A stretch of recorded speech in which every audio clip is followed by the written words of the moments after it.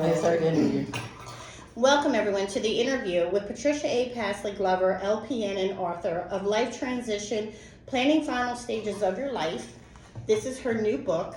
I know it's backwards, folks, but we're ahead the camera. We're doing this interview the best we can. Welcome, Patricia. Indeed. Well, AKA Trisha. Indeed. We all know that. So tell me, when did you start writing this book and why? Well, the idea came about 3 years ago when my dad passed away, and I was left just trying to figure out, where he was going to be buried, his life insurance policy, what that would cover, Sure. who to contact. Right. So can we actually say that the book is a planner, an organizer for what's uncomfortable discussing as far as death? Absolutely.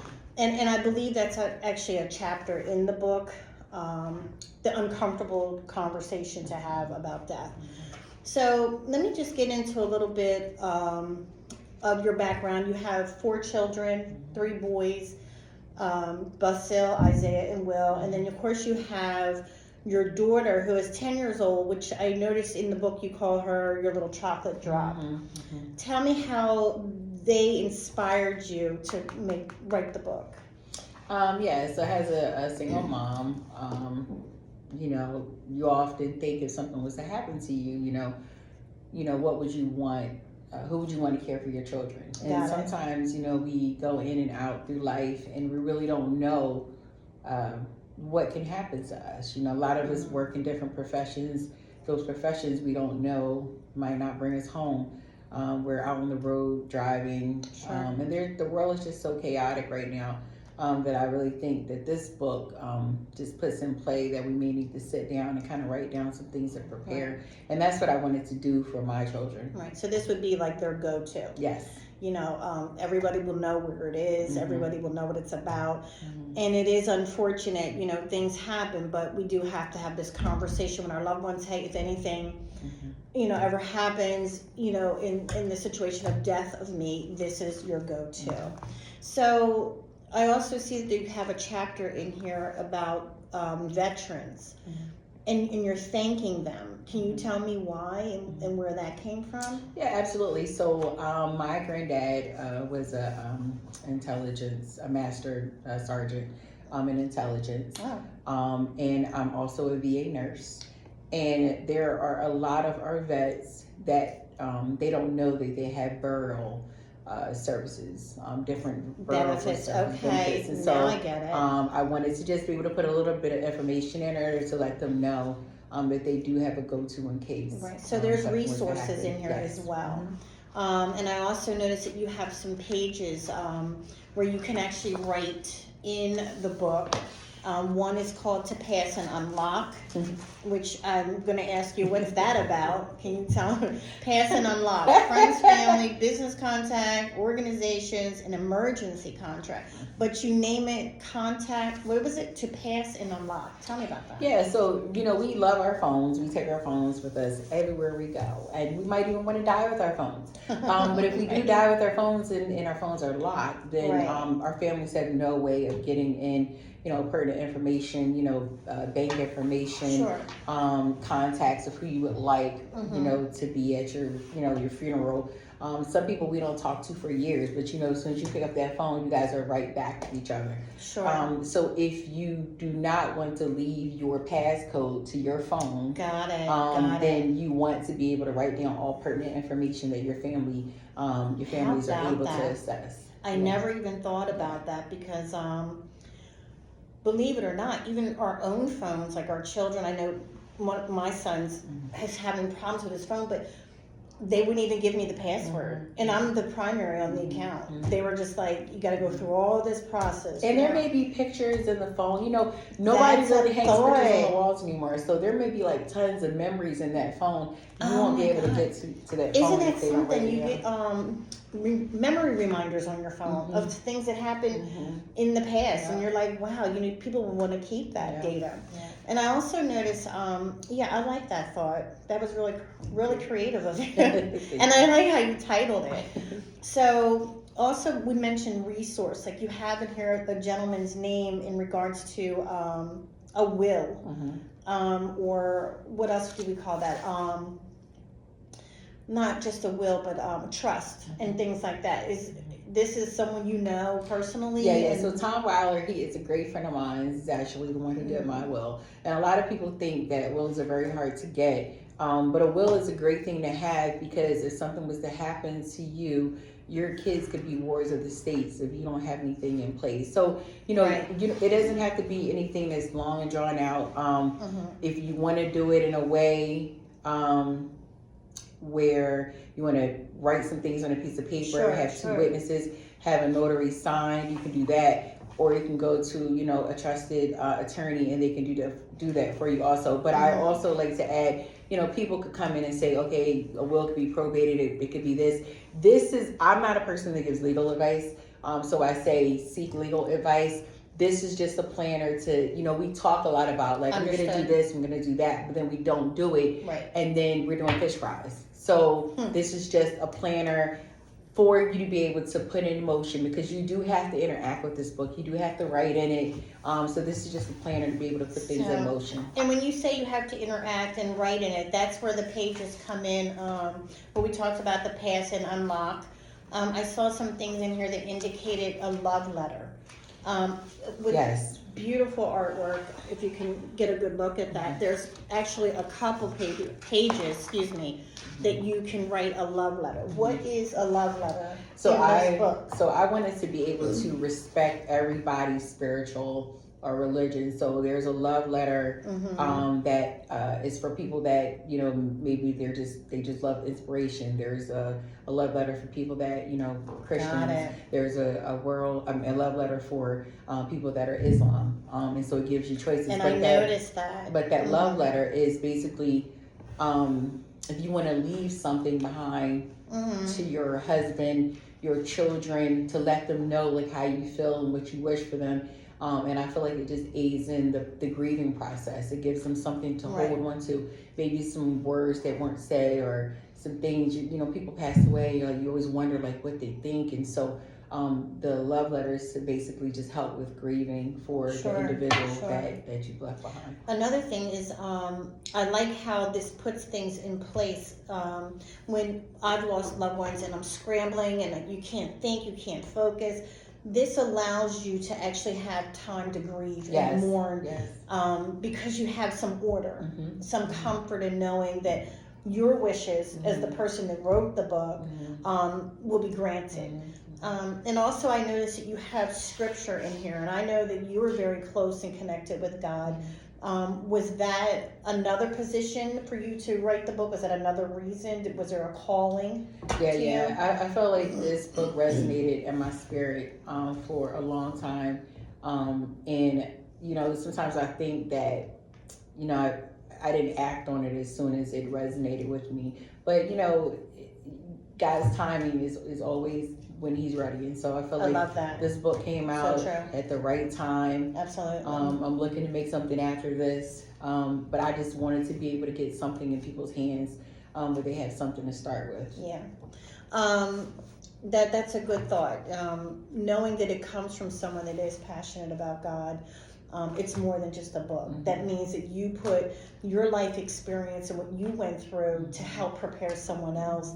And the longer this book didn't go on the shelf, the longer or more people may not be, touched when they actually need this book. I mean, today. I don't know you need this book today. I don't know if you've been through this, but I've sat where I've seen people fight, and I put that on the back of my book. I've seen people fight about the money to bury a person. I've seen people pass away one day, and then the next person says, "I'm coming to get that car." So I've seen different things come into play when things are not planned out. And we think we have all the time in the world. We really don't have all the time in the world. We really don't know when our time is up. So this book is just preparation to do it now. Not later, because later is not promised. Tomorrow's not promised. Like, the time is now.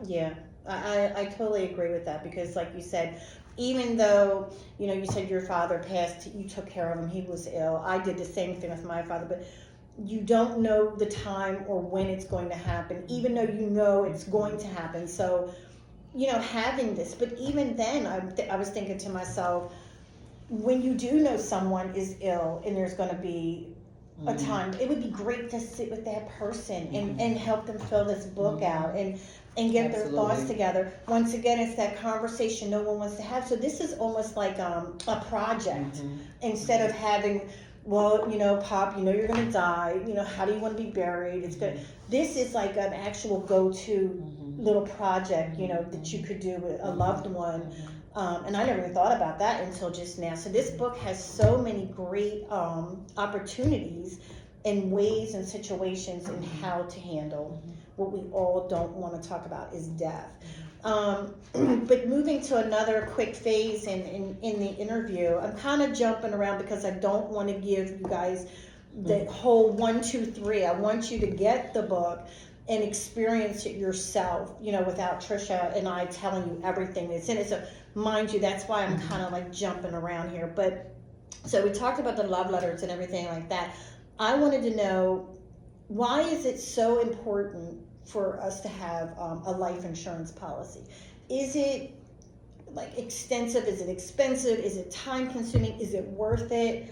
I know you have some information in here about that, but I just wanted to touch on that. Like, what are your thoughts about that? Is getting up, going to work worth it for you? Absolutely. Okay, why do you go to work? To make money. Okay, so to provide for my family. Right. So a life insurance is just like that. A life insurance, it relieves the burden if anything was to happen to you. It helps your family be able to move on. And some people think, I don't want to go get a physicals. I may not qualify, or I can't afford it. If you can afford that fast food restaurant, you can afford that coffee. If you can afford your nails, if you can afford to smoke that, whatever you do, you can afford a life insurance policy. Absolutely. And every little bit counts. So if you feel like, oh, I can't get $300,000 or $500,000, well, try to get $50,000. But you have life insurance policies as low as $30. A month. But the thing of it is, you want to help relieve a burden. That is the reason the life insurance policies. Now, there are life insurance policies if you get into death. You can take money back from cash. Sure. But what I'm speaking about is when someone passes. Right. And the life insurance is there to relieve a burden. We know there's all types of life insurance. Good point. I'm not making this book difficult. Right. This book is just something where everyone's like, I'm going to do this, I'm going to do that, but they don't do it. Right. So here is something to assist you and to plan out to make it easier for your families. Yeah, I like that. That is it. And I like how you said that. It's not homework. It's not completely a study. It's just to help you. Put these things in front of you and put it on paper and put it in place. And, I remember the old school way was to do things was the people would put everything in the Bible. You know what I mean? Yeah, that's where you went, right? You probably still want to do that. But I just remember my mom put like the hymn she wanted at her service, the scripture she wanted to be read, what color she wanted, and had we not had that conversation, I wouldn't have known that. But just think, I could have just went, well, let's just go to Mom's book. I know Mom has this book and we can get through this. Is this your last book? Absolutely not. What do you have? You're going to do a series of this?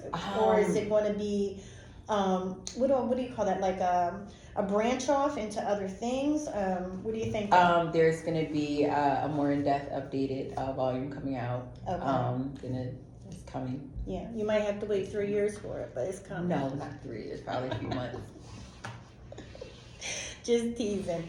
It's interesting because not to get off of the book, but just so, give you a little insight about Trisha. Not only is she a writer of books, she's a writer of plays. I believe some poetry, things like that.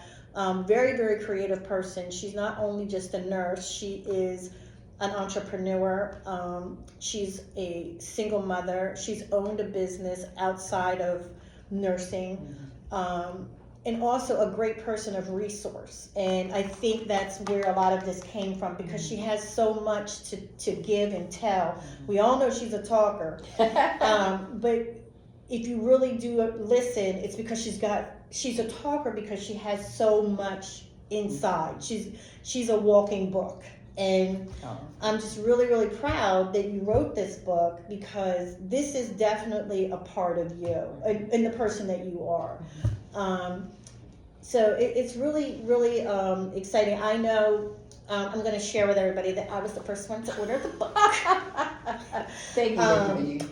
But no, but seriously, I got the book, and I was in the kitchen, and my son was in there, and I was like, oh my God, Aunt Trisha's book is here, and I opened it up, and I just did one of these because I touched it because it is just so pretty, the colors, the feel, and I just started, whipping through it, and I actually got emotional because I just know that this is the person you are. So that makes it a really meaningful book to me. And I'm sure everyone's going to enjoy. How much is the book? $24.99 on Amazon, paperback, hardcover, $30. Okay. And if you want to get it on Kindle, I think it's like $6.99. Got you. Yeah. So if you got it on Kindle, just really quick, what would you do? Like, write out your stuff on a separate page, or? I mean, I say go get the book. I say go get the book. The get your Kindle hands on offer it. was there, so it's like It just popped up. Yeah, I it's got popped it. up. But I would say, you can go. The book is on Amazon, Life Transitions. Yes. Type it in. Definitely go on Amazon, folks, because I got the book like in 2 days. It came in a really nice, package. You know how Amazon does. But it's a safe way to purchase. But I believe is it actually going to be on shelves like Barnes and Noble? It will be Barnes and Noble, yes. Mm-hmm. Yeah, I mean, obviously we all order everything online. It's just, Amazon. but if you're ever Go to out, Amazon. go to Amazon and get your book. Support Patricia, a very powerful, enlightened Black woman that just won't stop. I mean, this